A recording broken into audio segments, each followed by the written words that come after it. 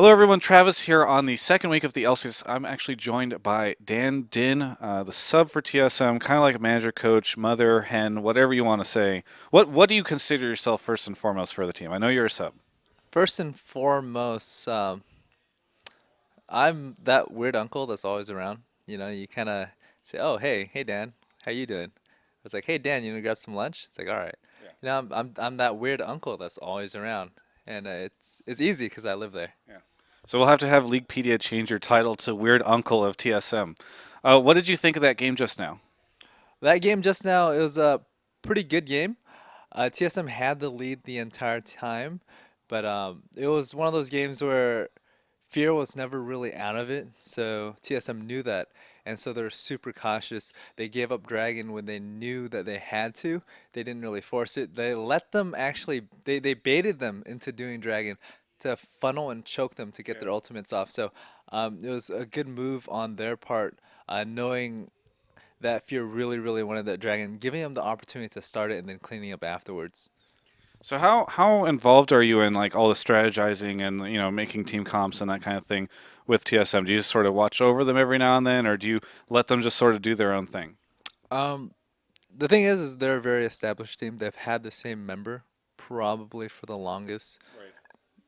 out of every single NA League of Legends team. So, So true. the way it operates is they're used to a certain way, and so as a sub, I'm in there. I kind of keep up to date on what they want to do, Yeah. and more of adopting a learning role, whereas taking a leadership role. So how's stuff going for you with GameCrib? Because we saw you in the trailer, so you must be somewhat involved in that. You sort of hanging out and doing stuff with those guys on the show. GameCribs is more of like just it's sort of like a reality TV-ish, but it's not really scripted. We're just living our day-to-day lives, and they try and capture good moments or bad moments. And just me naturally being a sub and living at the house, it's kind of unavoidable that I'll be in a lot of the content. Okay. So there are good moments and bad moments, maybe with Dan Din in the show that we can look forward to. Is that safe to say? There are like good moments and bad.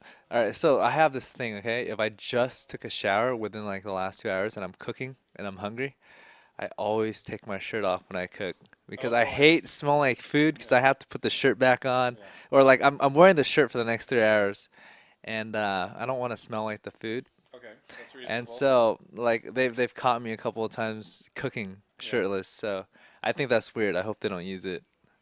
I'm sure they will. I've talked to their producer before. I'll make sure. In fact, that should be the cover.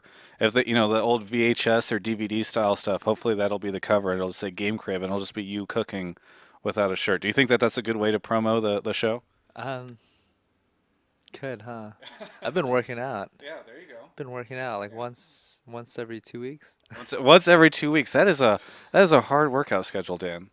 Yeah, I'm just gonna actually go like 4 times a week, but yeah, I just You've been chilling, I guess. What are you doing actually? So obviously you're a sub for the team. Are you doing a lot of practicing yourself, or what is Dan Din up to these days? mostly like my number one priority is just getting the house settled. Um, Me and my brother picked out the house. I actually signed the lease because he didn't have credit for it, Oh, and so aside from renting the house, I had to set up the internet, right. get the furniture in there, get it all nice and smooth. There's certain requirements for them to operate effectively, like getting a game room together, Right. and they don't know anything about like connecting computers together, putting internet on it, or they do, but the thing is they don't know. Aside from running a line from one place to another, um, it's pretty difficult for everything else. So it's not their specialty. So Right. I'm getting everything put in place and making it look a little bit prettier Yeah. than what they're used to. So hopefully they're grateful for that. So when we saw the shot in the Game Crib trailer of you driving the van and people said soccer mom Dan Din, that doesn't sound too far off from what's actually happening. You're kind of the soccer mom helping them, making sure the team has everything it needs, like even down to the Capri Sun after the game. Um, I'm pretty much soccer mom for the next 2 weeks. Once I'm done getting in place, I'm more of the nagging mom. It's like, Okay. hey, take out the trash. Hey, you didn't clean up. hey, it's your turn to do the dishes, stuff like that. So once I'm done setting stuff up, and my duties are going to be greatly diminished. In terms of driving, I'm the only one that actually drives. So my brother can drive, but his vision is terrible, and so he says, "No, I don't want to drive. I'm gonna kill somebody." He just kind of tunnel visions. That what you would say, like whenever he's driving, he just tunnel visions. He doesn't have very good street awareness. So this is me when I'm driving, okay? He'd be like pointing at people. It's like, hey Dan, first blood, first blood. And then he'd point at people as I drive by them or I'm making a turn or I'm slowing down for a turn. He's like, oh, there's 5 people. Pentakill that. Pentakill. Wow. So that's my brother's mentality. He's really aggressive Very in aggressive terms driver, yeah. in terms of like just mid laning, and he's pretty aggressive when he wants me to drive too. He wants that first blood both while in game and also whenever committing vehicular manslaughter, is what you're saying. That's not too far off, yeah. So I guess this sort of wraps stuff up. I'm really interested in this for you because you've been around since the start of League of Legends. I know you were a top 100 in Master. You got the Master Beta icon. I have to make sure I pronounce that correctly. So what's it like for you to see all this LCS stuff with a studio and all that kind of stuff? Did you ever expect it would get anywhere near this far down the road? If you brought this up 3 years ago, I'd say no, I would never, not in my wildest dream. You fast forward a year from that, I'd be like, this is going somewhere. I can make something big out of this.